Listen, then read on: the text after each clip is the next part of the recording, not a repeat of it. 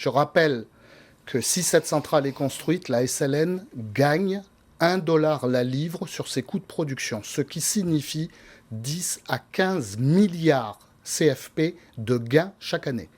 Quand on voit l'annonce des pertes, par exemple, pour la SLN cette année, 25 à 30 milliards, Oui, on mesure à quel point, si cette centrale avait été construite et mise en service comme elle aurait dû l'être depuis déjà 2 ans, à quel point ça aurait été intéressant pour les comptes de la SLN et donc pour les salariés et les entreprises sous-traitantes. Ils ont dit suspension, vous pensez que c'est abandon?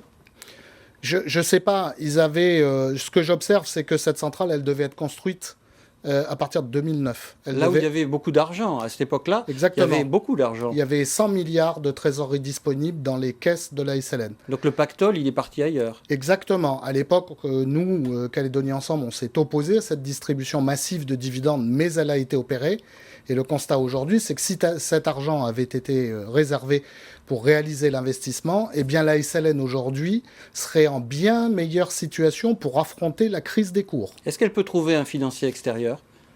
Je ne vois pas très bien, vu la situation des cours et vu la situation des comptes d'Eramet et de SLN, au nom de quoi un financier extérieur serait intéressé aujourd'hui. Et l'État peut jouer sa partie dans cette affaire? Ah, mais j'espère bien que l'État peut et doit jouer sa partie dans cette affaire.